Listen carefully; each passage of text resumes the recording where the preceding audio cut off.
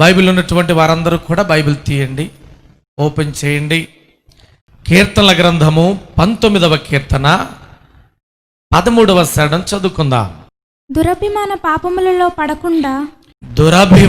పాపములలో పడకుండా నీ సేవకుని ఆపుము. వాటిని నన్ను ఏలనీయకుము. అప్పుడు నేను యథార్థవంతుడనై అధిక ద్రోహము చేయకుండా నిందారహితుడనగుదును. చాలండి. ప్రియమైన సహోదరి సహోదరులారా, కీర్తనాకారుడు ఈ రీతిగా దేవుని సహాయమును కోరుతూ ఉన్నాడు. దేనికోసమని మనం ఆలోచన చేస్తే, దేవా, మాటి మాటికి నేను పాపములో పడిపోతున్నాను, మాటి మాటికి నేను పాపములో పడిపోతున్నానయ్యా. దురభిమాన పాపములో పడకుండా నీ సేవకుడనైన నీ బిడ్డనైన నన్ను ఆపు చేయి తండ్రి. అవి నన్ను ఏలకుండా కాపాడయ్యా. అప్పుడు అధిక ద్రోహము చేయకుండా నేను ఉంటానయ్యా. దేవా, నాకు సహాయము చేయమని కీర్తనాకారుడు దేవునిని అర్థిస్తూ ఉన్నాడు. ఈ వచనములో వ్రాయబడినటువంటి ప్రాముఖ్యమైన మాట గమనించినట్లయితే, దేవా, దురభిమాన పాపములు పడిపోతున్నాను నేను అంటున్నాడు. ఏం పాపమట? దురభిమాన పాపము. ఒక వ్యక్తిని, ఆ వ్యక్తి పైన మనకున్నటువంటి మంచి అభిప్రాయం ఏదైతే ఉంటుందో దాన్ని అభిమానం అంటారు. నేనంటే మీకు గౌరవం, ఏమండి, ఆత్మీయమైన ప్రేమ, దీన్ని అభిమానం అంటారు. అయితే అభిమానము ఉండవలసినటువంటి వారి పైన చెడుగా ఆలోచన తలంపు పుడుతుందో దాన్నే దురభిమానం అంటారు. అభిమానించవలసినటువంటి వాటి పైన చెడు అభిప్రాయము కలగటమే దురభిమానం. ఈ దురభిమాన పాపములు ఏవైతే ఉన్నవో, అవి ఏవైతే వ్యక్తిని పడగొట్టి చెడగొడుతున్నాయో, అయ్యా, అవి నన్ను పడగొట్టకుండా చెడగొట్టకుండా నన్ను కాపాడు అని ప్రార్థిస్తూ ఉన్నాడు కీర్తనాకారుడు. భక్తి చెయ్యని వారిని కానివ్వండి, ఎంత భక్తి పరులనైనను కానివ్వండి, చెడగొట్టి పడగొట్టే పాపములు బలమైనటువంటివి 3 ఉన్నాయి. ఈరోజు మీరు ఒక్కసారి పరీక్ష చేసుకోండి. నేను చెప్పే వాటిని ఈ 3 మీరు పడకుండా ఉన్నారంటే చాలా ధన్యులే. హల్లెలూయా. విశ్వాసులు కానివ్వండి, దైవజనులు కానివ్వండి, భక్తులు భక్తి పరులు అనుకుంటున్నటువంటి వారు కానివ్వండి, ఈ 3 ఏదో ఒక దానిలో ఖచ్చితంగా పడిపోతున్నారు. ఒకవేళ ఈ 3 నేను పడట్లేదండి అని అంటే నిజంగా నువ్వు ధన్యుడివే. హల్లెలూయా. కీర్తనకారుడు కోరుకుంటున్నది ఏమిటంటే, దేవా, దురభిమాన పాపములలో పడిపోతున్నానయ్యా, దాని నుండి నన్ను రక్షించు, దాని నుండి నన్ను తప్పించు, నన్ను కాపాడయ్యా, వాటిలో పడకుండా నన్ను రక్షించు ప్రభువా అంటున్నాడు. ప్రియ సహోదరి సహోదరులారా, నేను ఇందాక చెప్పినట్టుగా బలమైనటువంటి 3 పాపాలు ఉన్నాయి. ఎందులో కూడా నేను పడిపోవట్లేదయ్యా అని మీరు చెప్పగలరేమో. మీరు నేను కూడా అందరూ పరీక్షించుకోవలసిన అవసరం ఇది. అంత బలమైన పాపాలా? పడకుండా చెడకుండా అందులో పడిపోకుండా ఉండలేమా? భక్తులను కూడా చెడగొట్టే పాపాలా ఇవి? ఎంతటి విశ్వాసులనైనా ఎంతటి దైవజనులనైనా పడగొట్టే పాపాలా? అంత శక్తివంతమైనవా? అవి ఎంత శక్తివంతమైనా నన్ను పడగొట్టడానికి వీల్లేదు, నా జోలికి రాలేవు అని ఈరోజు మీరు చెప్పగలరేమో ఒకసారి చూసుకోండి. ఒకవేళ గనక వాటి చేత మనము పరీక్షించబడి ఓపబడి పడగొట్టబడే పరిస్థితిలో ఉంటే ఈరోజు ఆ మూడింటిలో పడకుండా దేవుని సహాయమును కోరుకొని గట్టిగా మనం నిలబడాలి. దేవుని నామానికి స్తోత్రం. ఆ బలమైనటువంటి 3 కారణాలేమిటో, 3 పాపాలేమిటో మీకు చెప్తాను. ఒకటి సిరి, రెండవది స్త్రీ, మూడవది సింహాసనం. చెప్పండి మూడేంటో. ఒకటి చెప్పండి సిరి, రెండవది స్త్రీ, మూడవది సింహాసనం. ఈ మూడింటిలో పడిపోకుండా ఉండగలిగితే వాళ్ళు యేసయ్య రాజ్యంలో ఉంటారు తప్పకుండా. దేవునికి స్తోత్రం. హల్లెలూయా. సిరి, స్త్రీ, సింహాసనం, ఈ బలమైనటువంటి 3 కారణాలు, 3 పాపాలు ఏవైతే ఉన్నవో అందులో మొదటి దాని గురించి చెప్తాను. అది సిరి. సిరి అంటే కొంతమంది పేర్లు కూడా పెట్టుకుంటారు.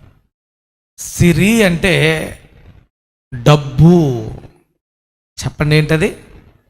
సిరి అంటే ఏంటండి? డబ్బు. మరి డబ్బు పాపం ఏంటండి?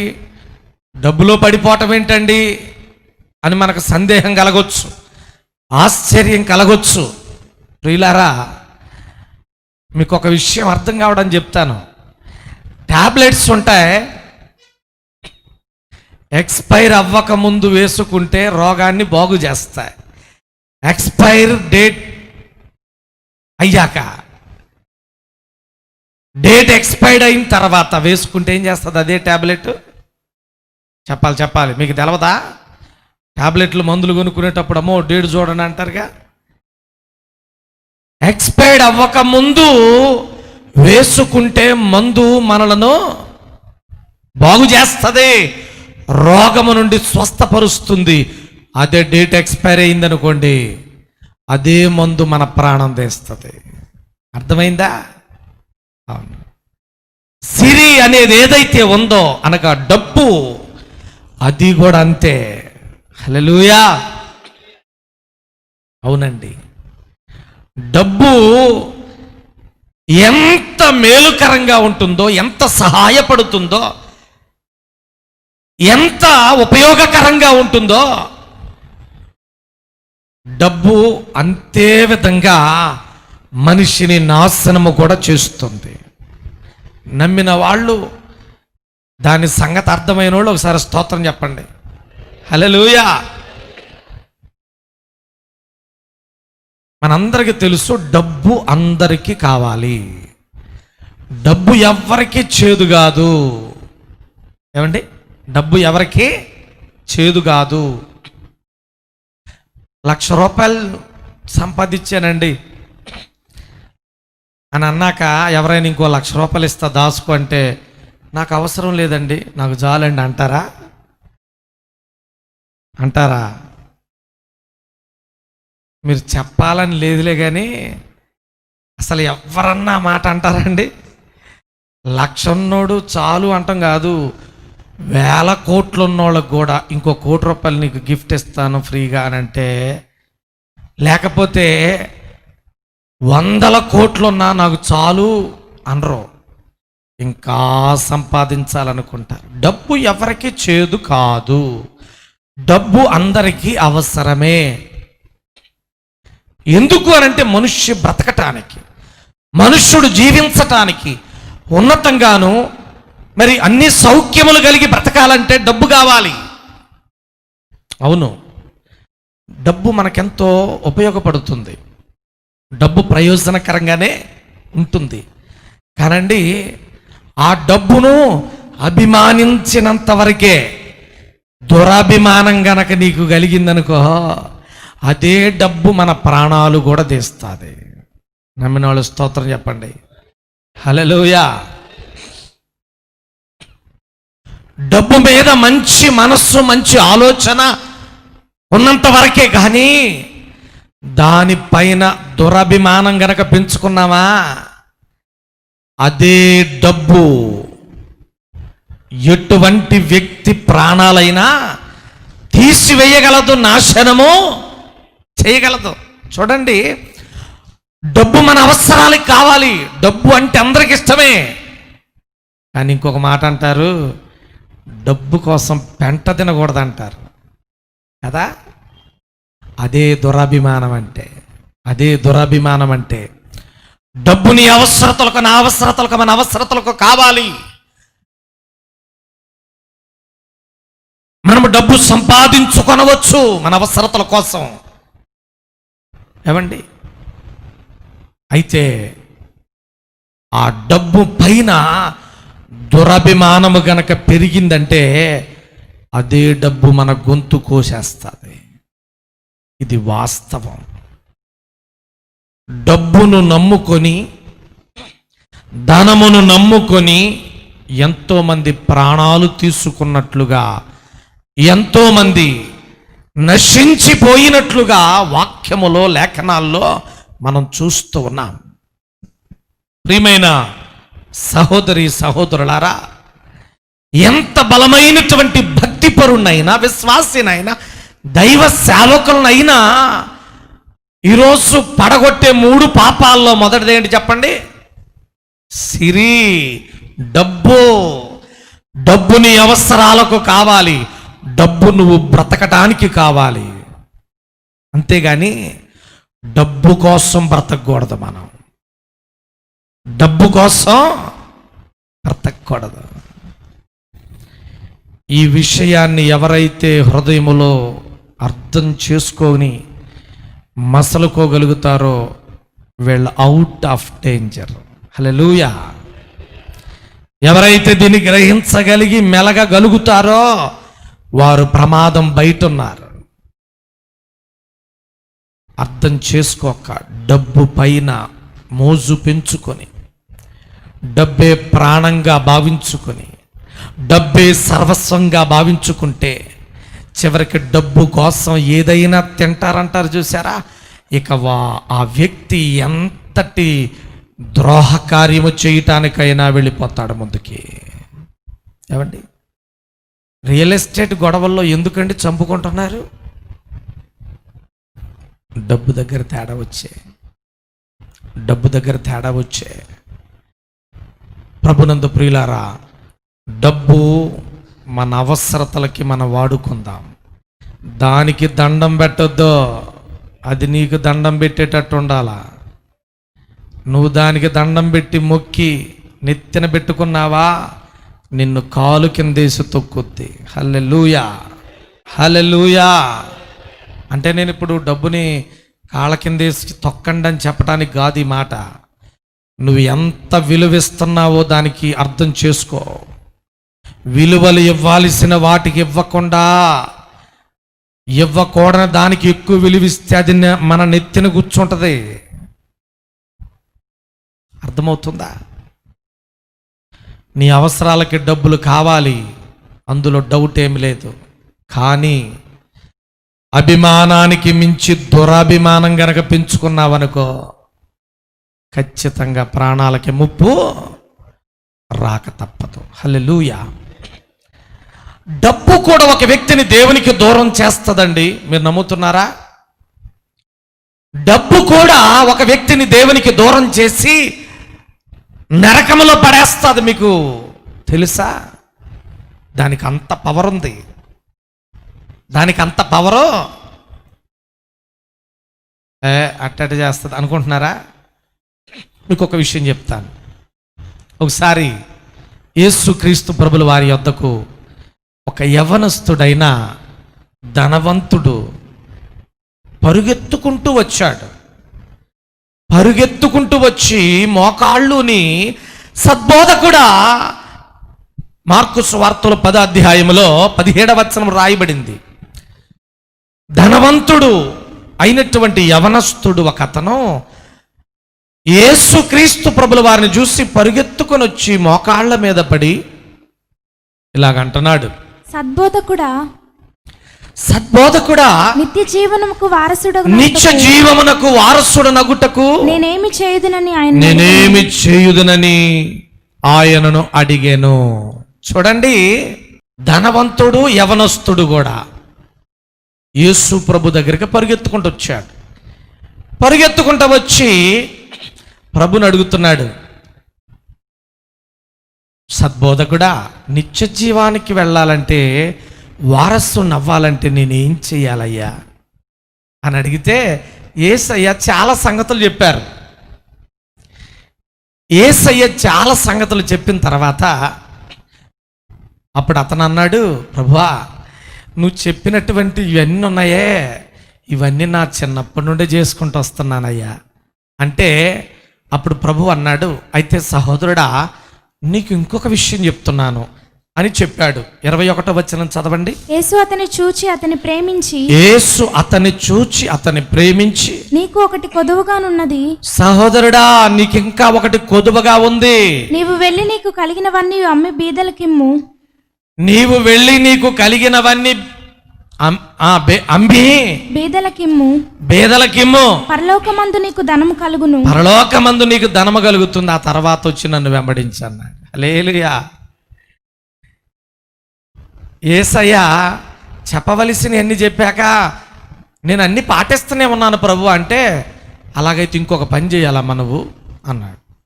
ఏంటయ్యా అంటే, నీకున్న ఆస్తంతా మీ బేదలకిచ్చే, పరలోకమందు ధనము కూర్చుకో, ఆ తర్వాత వచ్చి నన్ను వెంబడించన్నాడు. ఆ మాటకి 22వ వచనంలో అతడు ఏమన్నాడో తెలుసా? ఆ ధనవంతుడు, అతడు మిగుల ఆస్తి గలవాడు గనుక ఆ మాటకు ముఖము చిన్నబుచ్చుకొని దుఃఖపడుచు వెళ్ళిపోయాను. అమ్మ గమనించండి, అతను యేసయ్య దగ్గరకు వచ్చి అడిగిన మాట ఏంటి తెలుసా? ప్రభువా, నిత్య జీవమునకు వారసుని అవ్వాలంటే నేనేం చెయ్యాలయ్యా అని అడిగాడు. మరి ఇప్పుడు నిత్య జీవానికి అంటే పరలోక రాజ్యంలో ప్రవేశించాలంటే ఏం చేయాలన్నాడు? యేసయ్య చెప్పాడు, చెప్పినట్టు చెయ్యాలా వద్దా? కానీ యేసయ్య ఏం చెప్పాడో అది చేయటానికి మనస్సు లేక అతడు చిన్నబుచ్చుకొని ముఖం వెనక్కి వెళ్ళిపోయాడట. మనం అనుకోవచ్చండి, అదేంటండి ఆస్తి అంతా మీ బేదలకి ఇవ్వమంటే ఎవరు మాత్రం వెంబడిస్తారు యేసు ప్రభుని అట్ట అనొచ్చునా? ఏదో దేవుణ్ణి నమ్ముకుందాం అనుకొని యేసు ప్రభు దగ్గరికి వస్తే ఆస్తి అమ్ముకోమంటాడా? ఇదేం బోధండి, కొత్త రకం బోధ.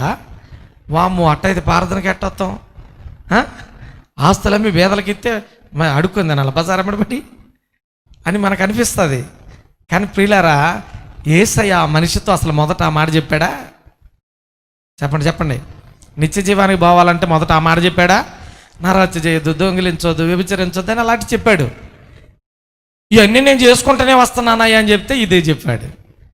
ఇది చెప్పేటప్పటికి మనోడు పరలోకం కావాలన్నోడు నీ డబ్బు నీ ఆస్తి అంతా అమ్మేసి బేదలకి ఇచ్చి నన్ను వెంబడించంటే నువ్వు వద్దు, నీ పరలోకం వద్దు అని వెళ్ళిపోయాడు.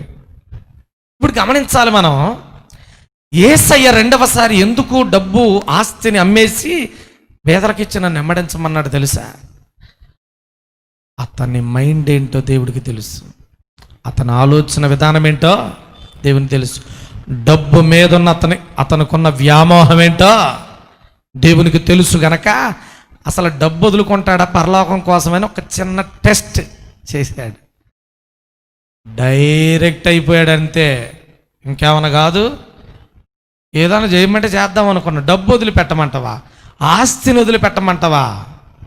నేను అంటాను, ఆ రోజు యేసు ప్రభు మొదట చెప్పలేదు, రెండోసారి చెప్పాడు టెస్ట్ చేయటానికన్నా.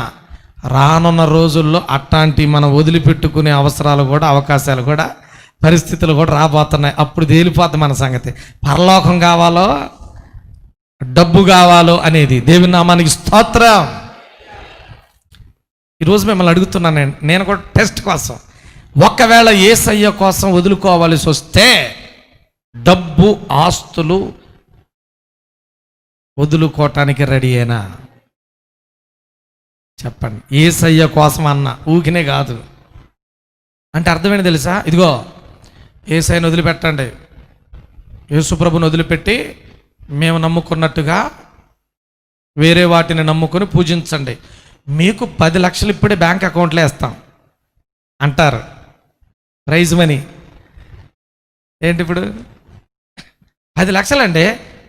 అరే అమ్మాయి పెళ్లి చేయాలని అసలు తిప్పలు పడుతున్నారా డబ్బులు ఇవ్వని, అబ్బాయికి ఉద్యోగం లేదని ఇబ్బంది పడుతున్నా, 10 లక్షలు ఇస్తానంటే ఏంటండి?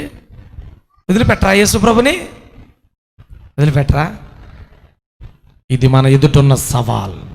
నిలబడాలి. దేవుని నామానికి స్తోత్రం. ఎంతటి వారైనప్పటికీ కూడా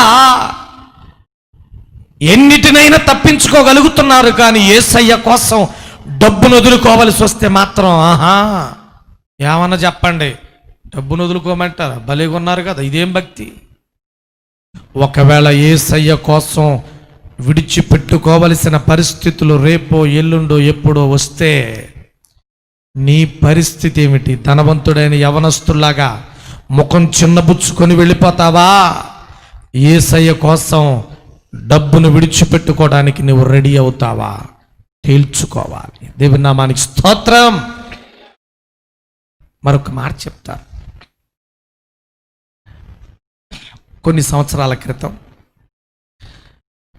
మన మందిరానికి ప్రార్థనకు వచ్చే మన సంఘ విశ్వాసి, చాలా పెద్ద వయసు ఆమె, 65 సంవత్సరాల వరకు ఉంటాయి. ఎంతో బలమైన విశ్వాసి, దేవుని సన్నిధికి ఎంతో నమ్మకంగా ఆసక్తితో సాగేది, ప్రతి ఆదివారం ఆరాధనకు వచ్చేది, ప్రభు బలలో పాలు పొందేది, దేవునికి ఏదైనా కానుక ఇవ్వవలసి వస్తే సంతోషంగా ఇచ్చేది, దేవునికి దశమ భాగమిచ్చుటకు కూడా వెనకాడిన వ్యక్తి కాదు. ఆమెకు గేదెలు ఉన్నాయి, గబడి గేదెలు అంటారు కదా, 4-5 ఉన్నాయి. వాటి పాలు అమ్ముకుంటుంది. వచ్చిన దానిలో కూడా నమ్మకంగా దశమ భాగం తీసుకొచ్చేది. మంచి విశ్వాసి. మన సంఘంలో కొన్ని 10 సంవత్సరాలు, దరిదాపు 20 సంవత్సరాలు విశ్వాసిగా సాగినటువంటి, జీవించినటువంటి ఆమె సడన్గా ప్రార్థన మానేసింది. సడన్గా ప్రార్థన మానేసి ప్రార్థనకు రాకుండా ఉంటుంది. ఏమైంది, ఎందుకు రావట్లేదు అని వారిని కలవటం జరిగింది.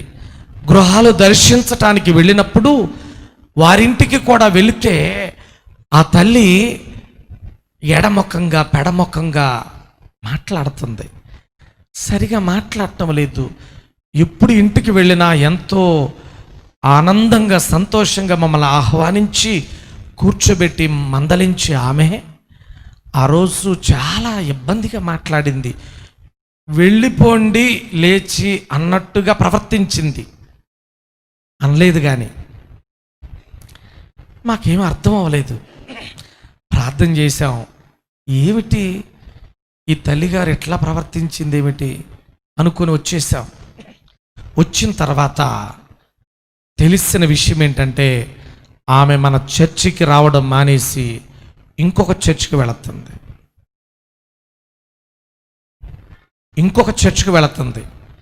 ఎందుకు వెళుతుంది అని తెలుసుకుంటే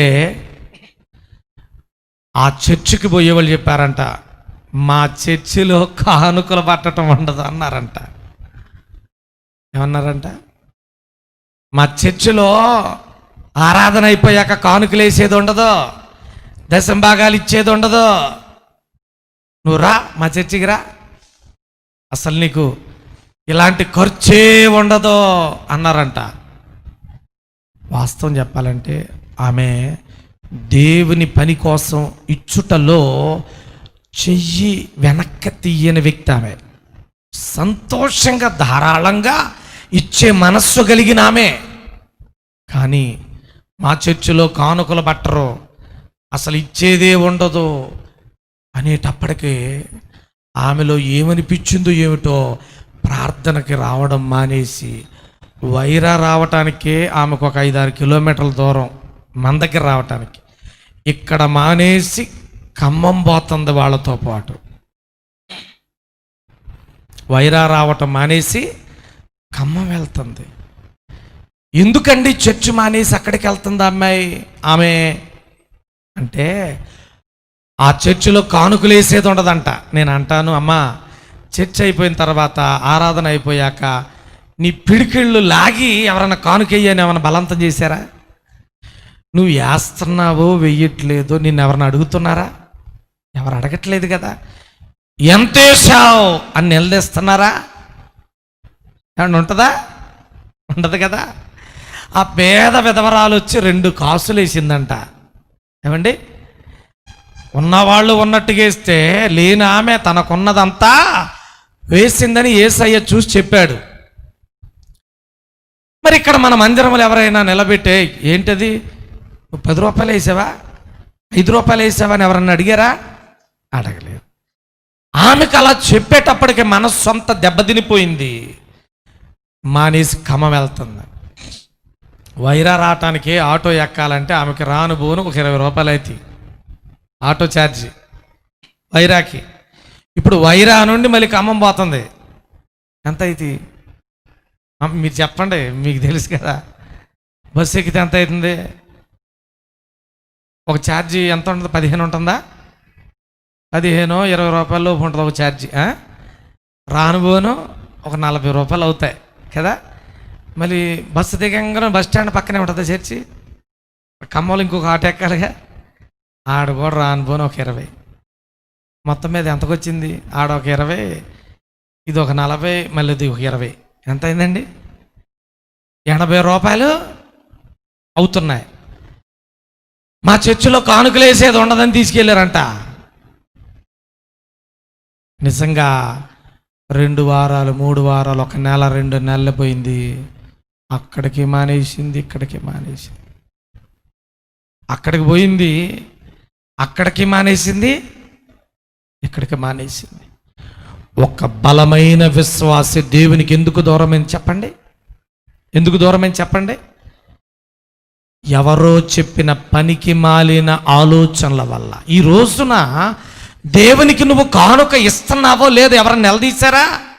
ఎవరైనా అడిగారా? ఎవరైనా ఖండితంగా నువ్వు చెయ్యకపోతే రావద్దు అన్నారా? సాతానుడు చూశారండి ఎలా పడగొట్టాడో. డబ్బుకు అంత పవర్ ఉందండి. అభిమానించినంత వరకే నిన్ను కాపాడుద్ది డబ్బు. దురాభిమానం పెంచుకున్నావంటే ఖచ్చితంగా మనల్ని నాశనం చేసేస్తుంది. హల్లెలూయా, హల్లెలూయా.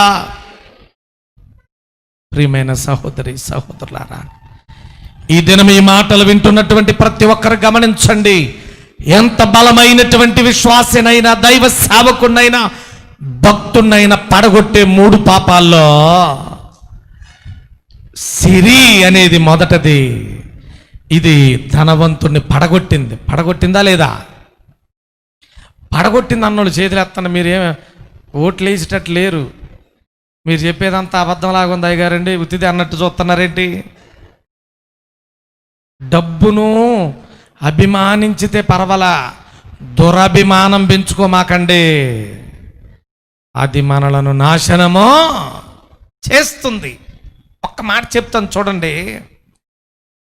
యేసు ప్రభు శిష్యుడిగా ఉండి యోధా ఇస్కరియోతు యేసు ప్రభుని ఎందుకు పట్టించాడు చెప్పండి? అమ్మా ఎంతకోసం అండి? దేనికోసం? డబ్బు కోసమే. డబ్బు అంట ఎంత గడ్డైనా తినిపిస్తుందంట అంటారు కదా. గడ్డి వరకే అయినా పర్వాలా, కొందరు పెంట కూడా తింటారట. అట్లాంటివి చెప్పడానికి బోళ్ళన్నీ ఉంటాయి కదా.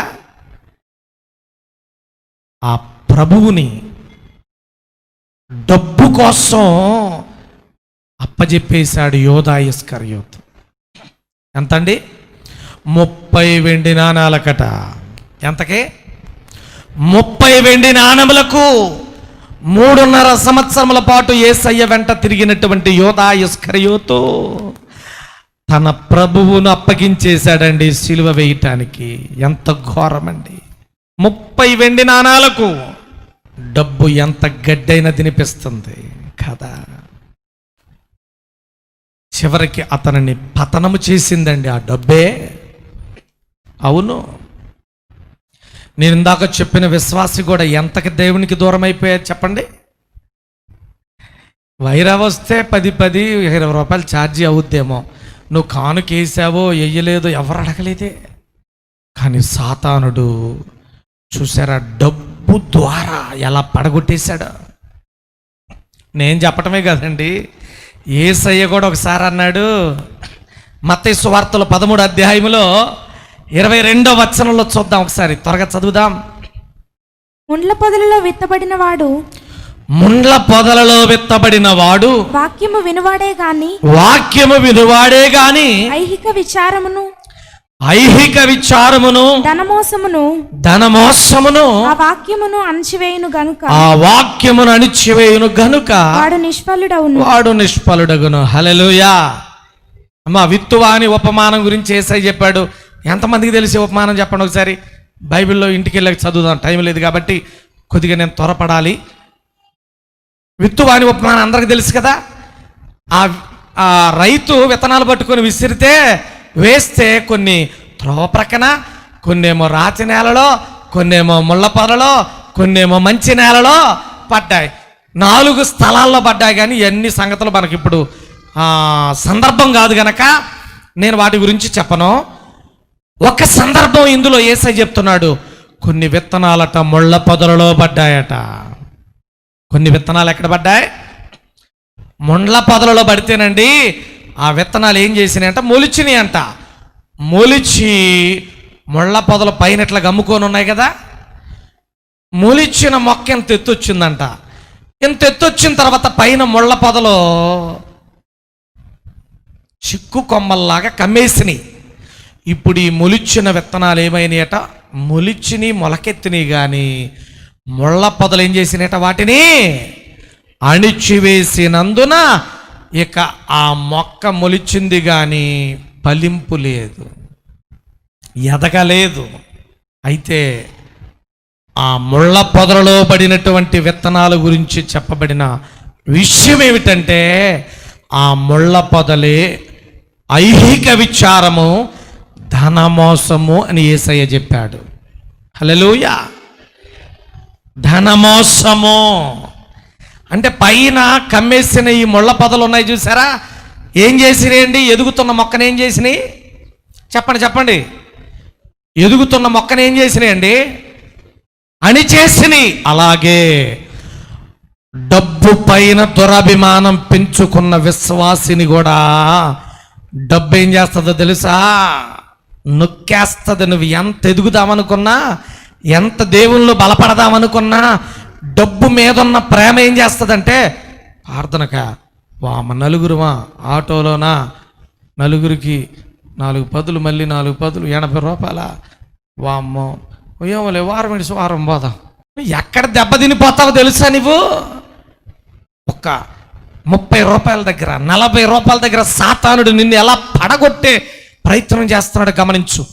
నువ్వు దేనికోసమైనా ఎన్ని వేల రూపాయలైనా, ఎన్ని లక్షల రూపాయలైనా ఖర్చు పెడతావు. కానీ చివరికి ప్రార్థనకు రావడానికి ఛార్జీలు చూసుకుంటావు.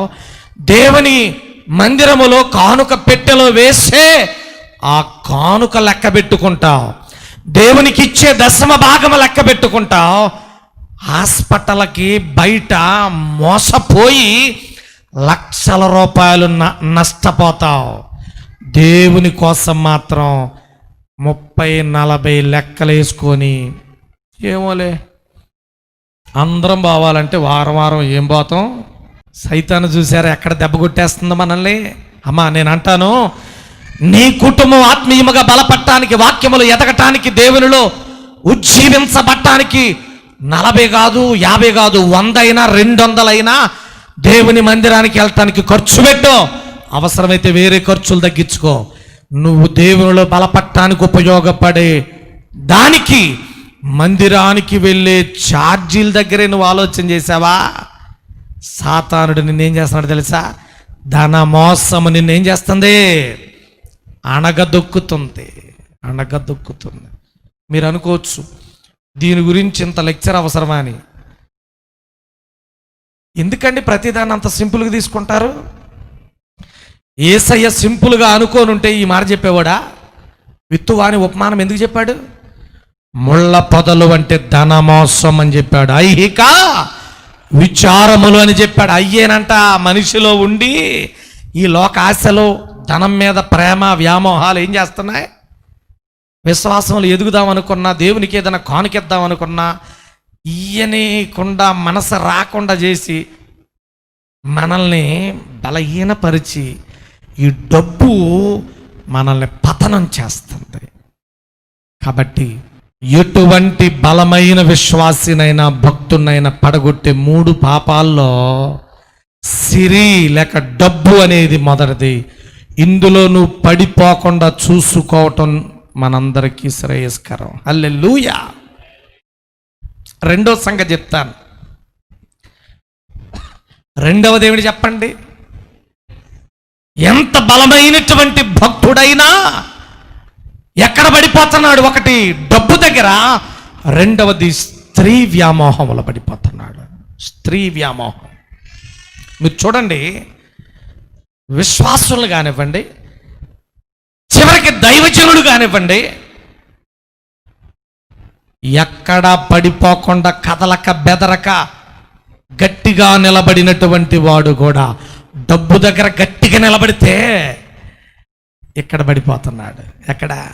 స్త్రీ వ్యామోహంలో పడిపోతున్నాడు. ఈరోజు దేవుడు మనందరినీ చాలా జాగ్రత్త పరుస్తున్నాడు, హెచ్చరిస్తున్నాడు. డబ్బు దగ్గర ఒకవేళ పడిపోకుండా నీవు ధారాళంగా దేవునికి ఇవ్వగలిగిన వ్యక్తిగా ఉండొచ్చు. దేవుని మందిరానికి వెళ్ళటానికి, ఖర్చు పెట్టడానికి వెనకాడని వ్యక్తిగా నువ్వు ఉండొచ్చు. కానీ సాతానుడు నిన్ను ఇంకొక దగ్గర పడేస్తున్నాడు. అదే స్త్రీ వ్యామోహము. ఆ విశ్వాసి ఎంత బలమైన విశ్వాసోనండి. మందిరము విషయములో, సువార్త పనిలో, దేవుని కార్యక్రమాలు ఏమైనా జరుగుతుంటే అన్నిటిలో ముందుంటాడు. కానండి ఆ వ్యభిచారపు జీవితమే ఆ విశ్వాసిని నాశనం చేస్తుంది. వ్యభిచార జీవితం. దేవునికి ఇచ్చే విషయంలో వెనక తీయరు, దేవుని కొరకు ఖర్చు పెట్టడానికి ముందుకొస్తాడు. కానీ అక్కడ పడిపోలేదు. కానీ సాతానుడు ఎక్కడ పడేస్తున్నాడు తెలుసా? స్త్రీ వ్యామోహములో పడేస్తున్నాడు. చక్కని భార్య నుంచుకొని, చక్కని భర్త నుంచుకొని, అనగా కలిగి ఉండి, ఈ రోజున ఒక బలమైన విశ్వాసి, ఒక బలమైనటువంటి సేవకుడు సహితం, ఒక బలమైనటువంటి భక్తుడు సహితం డబ్బు దగ్గర పడకపోతే స్త్రీ వ్యామోహంలో పడిపోతున్నాడు. ఎంత బాధాకరమండి. వాక్యములు మనం చూస్తే సంసోను అని ఒక న్యాయాధిపతి ఉన్నాడు. అసలు ఆయన ఎందుకు అండి దేవుడు పుట్టించింది? దేవుని ప్రజలైనటువంటి ఇశ్రాయేలుకు న్యాయం తీర్చడానికి, న్యాయాధిపతిగా ఉండటానికి దేవుడు పుట్టిస్తే, న్యాయాధిపతిగా ఉండాలని దేవుడు ఏర్పాటు చేసుకుంటే, దేవుని ప్రజలకు న్యాయము తీర్చవలసినటువంటి ఆ న్యాయాధిపతి అయిన సంసోను స్త్రీ వ్యామోహములో పడిపోయాడు. ఆ న్యాయాధిపతుల గ్రంథం 16వ అధ్యాయం 1వ వచనం చదవండి. తరువాత సంసోను గాజాకు వెళ్ళి వేశ్యనొకతను చూచి ఆమె యొద్ద చేరెను. చాలు. సంసోను గాజాకు వెళ్ళి అక్కడ వేశ్యనొకతను చూచి ఆమె యొద్ద చేరాడట. ఎవరండి తను? ఒక అవిశ్వాస, ఒక దేవుని ఎరగని వ్యక్త. దేవుని ప్రజలకు న్యాయము తీర్చటానికి పుట్టినటువంటి వాడు, జన్మించినటువంటి వాడు, న్యాయాధిపతి, ప్రజలకు న్యాయము చేయవలసినటువంటి వాడు. ఏం చేశాడంట సంసోను? గాజాకు వెళ్ళి వేశ్యనొకతను కలిసి ఆమెతో చేరెను. ఎంత ఘోరం! అన్ని విషయాల్లో కరెక్ట్గా ఉన్నటువంటి సంసోను స్త్రీ దగ్గర పడిపోయాడు, స్త్రీ విషయంలో పడిపోయాడు. ఈ దినం గమనించండి పురుషులారా, స్త్రీలారా, సహోదరి సహోదరులారా, డబ్బు విషయంలో పడిపోకుండా గట్టిగా దేవుని కొరకు నిలబడ్డావేమో, అయితే స్త్రీ వ్యామోహములో భక్తులు అయినటువంటి వారు కూడా జారి పడుతున్నారు. ఈరోజు నీ స్థితి ఎలాగుందో ఒకసారి ఆలోచన చేయి. సంసోను ఎంత బలమైనటువంటి వ్యక్తి, స్త్రీ వ్యామోహంలో పడిపోయి వేశ్య యొద్దకు వెళ్ళాడు, వ్యభిచారపు బ్రతుకుతున్నాడు. 4వ వచనం కూడా చూడండి. పిమ్మట అతడు షోరేకు లోయలోనున్న షోరేకు లోయలోనున్న దెలీలా అను స్త్రీని మోహింపగా, దెలీలా అను స్త్రీని మోహించి మరలా ఇంకొక వ్యక్తితో పాపము చేస్తున్నాడు. దేవుని బిడ్డలారా, ఈ రోజున దేవుని నామం అవమానపరచబడుతుంది. ఎందుకో తెలుసా? ఎందుకండి? అతడు ప్రార్థనకు పోతాడు కానీ ఆమె ప్రార్థనకు పోతాక ఇదేం బతుకండి, ఇదేమి లక్షణాలండి, ఇదేమి జీవితం అండి, ప్రార్థనకు పోయే వాళ్ళు ఎలాగైనా బ్రతికేది అంటంటే దేవుడు ఎంత సిగ్గుపడుతున్నాడో తెలుసా ఇలాంటి వారిని బట్టి. అతడు దేవుని సేవకుడేమో, వాక్యం చెప్తాడేమో, వాని బతుకు మాకు తెలియదా అంటంటే దేవుడు ఎంత సిగ్గుపడుతున్నాడు తెలుసా అటువంటి వారిని బట్టి. ప్రార్థనకి వెళ్తాడు కదా అతను, ఆమె ప్రార్థనకి వెళ్తుంది కదా లేస్తే బైబిల్ పట్టుకొని, ఇదేం పాడు జీవితం అండి, ఇదేమి పాపపు బతుకండి అని అంటంటే దేవునికి ఎంత అవమానం కలుగుతుందో తెలుసా? దేవుని బిడ్డలారా,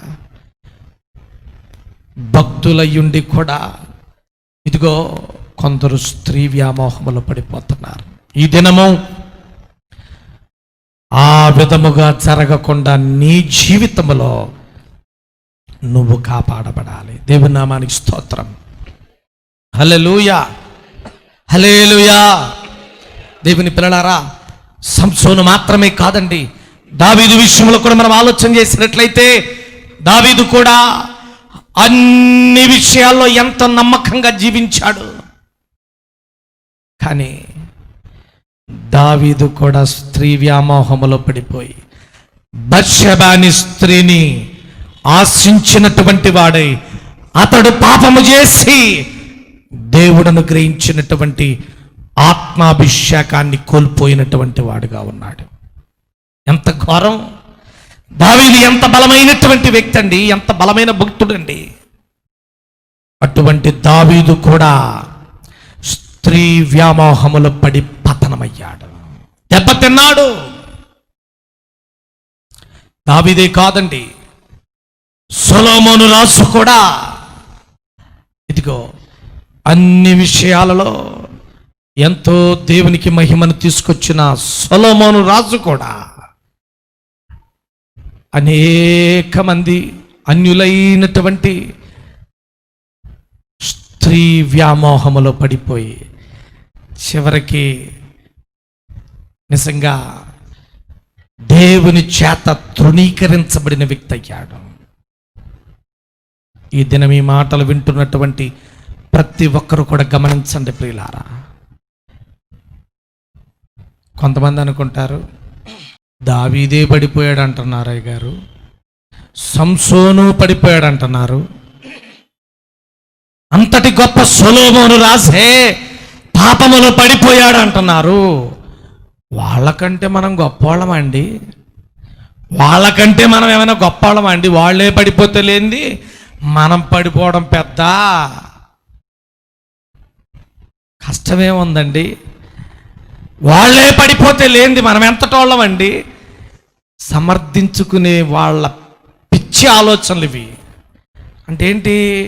వాళ్ళే పడిపోయారు కాబట్టి నేను పడిపోతే పెద్ద తప్పేం కాదు, అంతటోళ్ళే పడిపోయారు కాబట్టి నేను పడిపోకుండా ఎట్టుంటా అని సమర్థించుకుని పాపము చెయ్యటానికి అవకాశాలు వెతుక్కునేవాళ్ళు. ఈరోజు దేవుడు నీతో మాట్లాడుతుంది ఏంటో తెలుసా? అంతటి గొప్ప గొప్ప భక్తులే పాపములో పడిపోతే నీవు నేను మనము ఎంత జాగ్రత్తగా ఉండాలి అనే దానికోసమే దేవుడు మనల్ని హెచ్చరిస్తున్నాడు. హల్లెలూయా. వాళ్ళే పడిపోతే మనలాంటోళ్ళము ఎంత జాగ్రత్తగా ఉండాలి అనే దానికోసమే దేవుడు మనతో మాట్లాడుతున్నాడు. అర్థమైందా? అంతటోళ్ళే పడిపోతే లేంది మందే ఉందండి అంటే చేద్దామనా? అంతటోళ్ళే పడిపోయారు కాబట్టి నీవు నేను ఎంత జాగ్రత్తగా ఉండాలి. అర్థమవుతుందా? నీవు నేను ఎంత జాగ్రత్తగా ఉండాలి. అడుగడుగున బహు భయముతో జాగ్రత్త కలిగి మసులుకోవాలి. అంతటోళ్ళే పడిపోయారు కాబట్టి నాదేముంది కాదో, అంతటోళ్ళే పడిపోయారు కాబట్టి మనం ఎంత జాగ్రత్తగా ఉండాలి అది నేర్చుకోవాలి. దేవునికి స్తోత్రం. డబ్బు విషయంలో పడని వ్యక్తి స్త్రీ వ్యామోహంలో పడిపోతున్నాడు. ఒకవేళ స్త్రీ వ్యామోహంలో పడకుండా పాపము జోలికి వెళ్లకుండా పరిశుద్ధతను కాపాడుకుంటూ ఉంటే అటువంటి విశ్వాసులు, అటువంటి సేవకులు, అటువంటి గొప్ప భక్తులు మూడవ పాపములో పడిపోతున్నారు. మూడవ పాపములో ఎంతటి భక్తున్నైనా పడగొట్టే మూడు పాపాల్లో మూడోది ఏంటి చెప్పండి? ఒకటి సిరి, రెండవది స్త్రీ, మూడోది సింహాసనం. డబ్బు దగ్గర పడిపోకపోతే స్త్రీ దగ్గర పడుతున్నాడు. స్త్రీ దగ్గర పడకుండా కాపాడుకుంటే సింహాసనం విషయంలో పడిపోతున్నారు. అవును ప్రియులారా, చాలా మంది ఈ మూడింటిలో ఏదో ఒక చోట పడి పతనమైపోతున్నారు. మూడో విషయం కూడా చెప్పి ప్రార్థన చేస్తాను. మూడవది సింహాసనం. చెప్పండి ఏంటది? సింహాసనం అంటే పదవి, అధికారం, కుర్చీ. ఎక్కడ పడకపోయినా సాతానుడు ఎక్కడైనా పడేస్తాడు బలమైన విశ్వాసిని, బలమైన సేవకుడిని సైతం. ఎక్కడ? సింహాసనం దగ్గర, పదవి విషయములో, అధికారము విషయములో. ఏమండి, దేవదూతలలో ఒక దూత, శరాపులలో ఒక శరాపు, కెరూబులలో ఒక కెరూబు. ఒకరోజు అనుకుందంట, అయినా ఆయనేమో కూర్చొని ఉంటాం, మేమేమో ఆయన సింహాసనం కంటే ఆయన సింహాసనం చుట్టూ మేమేమో పాటలు పాడటం, మహిమ మహిమ అంటాం, పరిశుద్ధుడు అంటాం. ఏంటి నేనంటాం ఏంటి? నాకే ఒకళ్ళు అనాలా, నన్నే ఒకళ్ళు. దేవుడు కుర్చీలో కూర్చొని ఉంటే నేనంటవేంటి? అసలే నా లెవెల్ ఏంటి, నా రేంజ్ ఏంటి అసలే అని ఆలోచన చేసిందంట దేవదూత. చెప్పండి ఎవరమ్మా? మీరు ఎవరు ఎప్పుడు విన్నట్టుగా లేదు, ముఖాలు అంత పెట్టారు నల్లగా. వినలేదా? యెషయా గ్రంథంలో 14వ అధ్యాయంలో చూద్దాం త్వరగా. 13వ వచనం. యెషయా గ్రంథంలో 14వ అధ్యాయం 13వ వచనం. నేను ఆకాశమునకు ఎక్కిపోయేదను. నేను ఆకాశానికి ఎక్కిపోతా. ఈ కుర్చీ చాలదో, ఈ సోడు చాలదు, నాకు ఆకాశానికి ఎక్కిపోతాను. దేవుని నక్షత్రములకు పైగా, దేవుని నక్షత్రముల కంటే పైగా నా సింహాసనమును హెచ్చింతును. దేవుని నక్షత్రముల కంటే పైగా నా సింహాసనాన్ని ఏం చేస్తారట? హెచ్చింతును, హెచ్చించుకుంటాను. ఉత్తర దిక్కునున్న సభాపర్వతం మీద కూర్చుందును. ఉత్తర దిక్కునున్న సభా పర్వతం మీద కూర్చుంటాను. మేఘమండలం మీదకి ఎక్కుదును. మేఘమండముల మీదకి ఎక్కుదును. మహోన్నతునితో నన్ను సమానునిగా చేసుకొని ఇంకెడన కూర్చోడు. ఎక్కడ దాగిపోద్దంట? దేవుని దగ్గర ఉండి దేవుని స్తుతించవలసిన దూతలో, దేవుని ఆరాధించవలసిన దేవదూత ఆలోచన చేస్తుందంట ఈ రకంగా, దేవుని నక్షత్రాల కంటే పైగా నా సింహాసనాన్ని. ఈడ చాలదంట సోటు దీనికి. దేవుని సింహాసనం కంటే పైకంట దీని సీటు. అందుకే దానికి ఆ గతి పట్టింది. దేవుని సింహాసనం కంటే పైకట.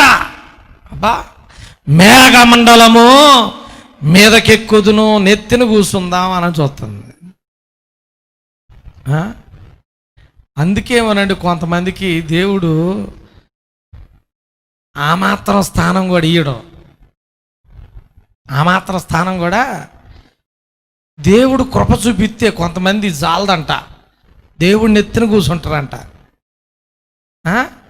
ఏంటి పనికి మళ్ళీ ఆలోచనలో?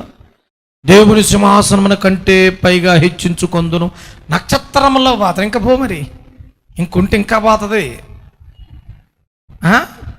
అంటే దాని ఉద్దేశం ఏంటి?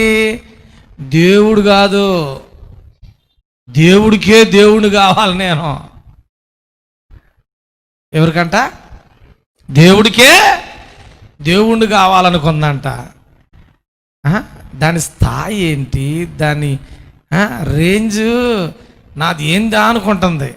నీ రేంజ్ ఏందని ఒక్క తనుడుదంతే వాయుమండలంలోకి వచ్చి పడ్డది. హల్లెలూయా, హల్లెలూయా. చక్కని స్వరూపం, అందమైన స్వరూపం, చక్కని స్వరం, దేవుడిచ్చినటువంటి మహిమ అంతా పోగొట్టుకొని దెయ్యమై అపవాది అయి సాతానుడుగా మారి, ఏమండి ఇప్పుడు దేవుని మీద, దేవుని ప్రజల మీద విరోధభావం పెట్టుకొని నన్ను తంతే ఇక్కడ పడ్డా, ఎందుకు తన్నిండు నన్ను? మరి తన్నకపోతే ఏం చేస్తారు? మరి నెత్తిన కూర్చుంటావు. దేవుని పిల్లలారా, దేవదూత అనగా దేవుడు తన మహిమ కొరకు ఏర్పరచుకున్నటువంటి వారు. దేవునిని మహిమపరచటమే వాటి పని. హల్లెలూయా. తన ప్రజల కొరకు ఏమైనా చెయ్యవలనని చెబితే ఆ పని చేయటం వారి పని. అరే, అప్పచెప్పిన పని వదిలిపెట్టి పెత్తనం చెయ్యాలని చూసింది. అపవాదిగా మారి, లేక దేవదూత కెరూబులలో ఒకడు, తేజో నక్షత్రముగా పిలువబడిన వాడు చివరికి పడగొట్టబడ్డాడు దేవుని యొక్క సన్నిధి నుండి, దేవుని సింహాసనము యొద్ద నుండి, దేవుని యొక్క పరలోక రాజ్యము నుండి పడగొట్టబడి ఇప్పుడు అపవాదిగా దాని రూపమంతా పోగొట్టుకొని దిక్కుమాలిని బతుకుతున్నాడు. దేవుని పిల్లలారా, సిరి దగ్గర పడేవాళ్ళు కొందరైతే స్త్రీ దగ్గర పడేవాళ్ళు మరి కొందరు. ఈ రెండింటి దగ్గర వారు నిలబడితే ఎంతటోళ్ళనైనా సాతానుడు ఈ మూడో దగ్గర పడేస్తున్నాడు. ఎక్కడ? సింహాసనం. దేవుని పిల్లల్లో, విశ్వాసుల్లో, సేవకుల్లో కూడా ఈ రోజుల్లో అధికార దాహం పెరిగిపోతుంది. అధికార దాహం.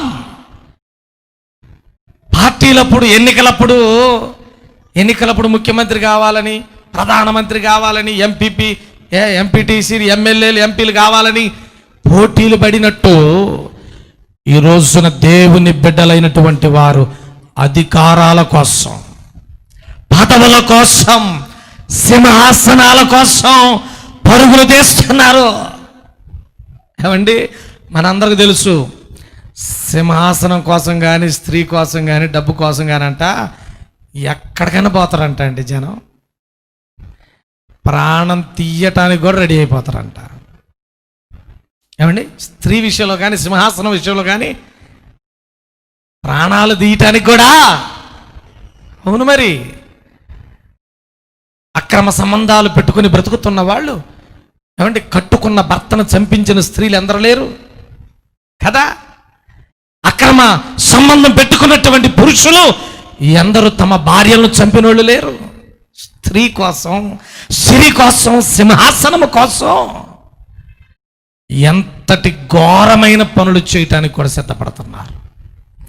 చివరికి సింహాసనం విషయంలో కూడా దేవుని బిడ్డల పడిపోవటం అంటే చాలా బాధాకరం.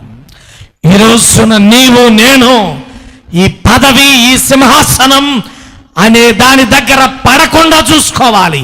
అసలు ఈ అధికార దాహం అనేది మనలో రాకూడదు. హల్లెలూయా, హల్లెలూయా. రావచ్చా? ఒక మాట చెప్పి ప్రార్థన చేస్తాను. దావీదు కొడుకు అబ్షాలోము ఉన్నాడు. తండ్రి ఉండగానే నేను రాజునైపోవాలి, మిగతా అన్నదమ్ములందరికంటే నేనే రాజునైపోవాలని తండ్రి అయిన దావీదు బ్రతికి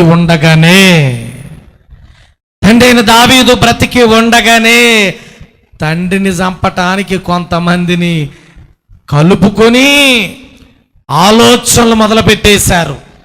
ఏమండి, సమయంలో 2వ గ్రంథం 17వ అధ్యాయము 1వ వచనం చూసినట్లయితే, అహీతోపేలు అనేవాడు ఆలోచన చెప్పాడంట.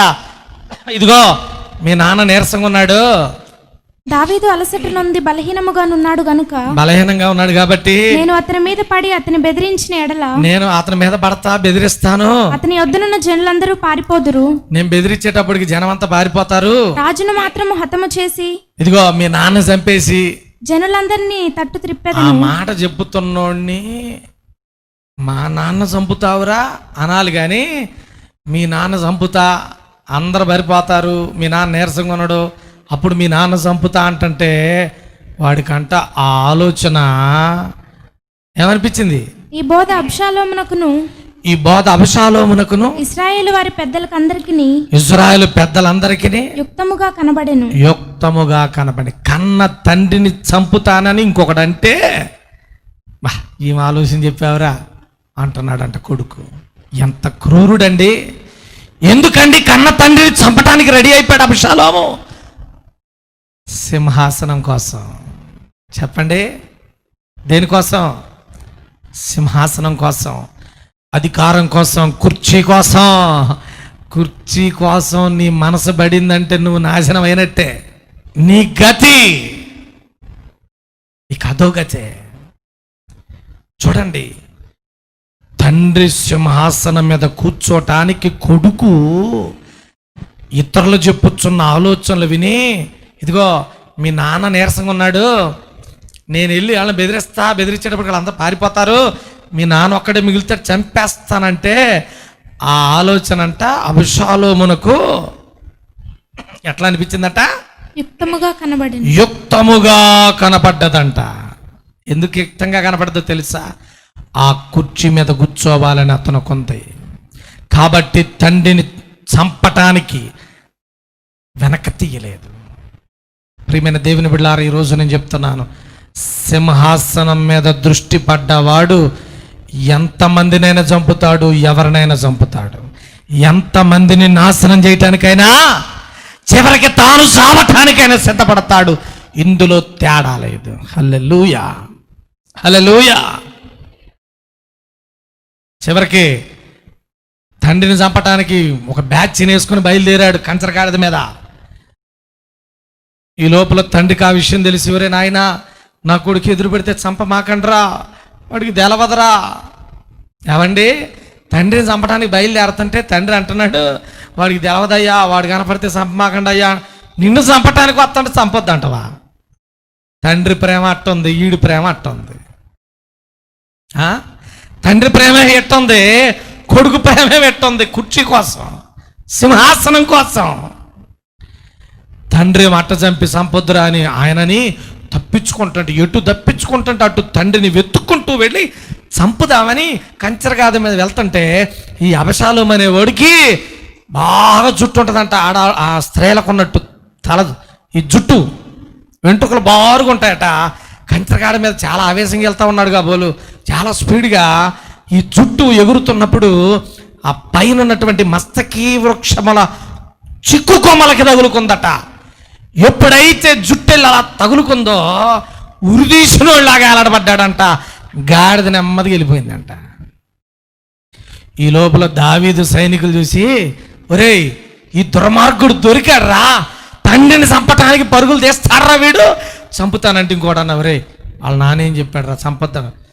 వాళ్ళ నాన్న చెప్పటం నువ్వు చెప్పటం భలే జరగా అతలకి బాణం తీసి గుండెకు గురి పెట్టి కొడితే అబ్షాలోము అక్కడికక్కడ చచ్చాడట. దేవునికి స్తోత్రం, హల్లెలూయా. సింహాసనం కోసం. ఏమండి, ఈరోజు అక్క లేదు, చెల్లె లేదు, అన్న లేదు, తమ్ముడు లేడు, అమ్మ లేదు, నాన్న లేడు. సింహాసనం కోసం ఈరోజు ఎటువంటి వ్యక్తినైనా చంపడానికి రెడీ అయిపోతున్నారు. అవును,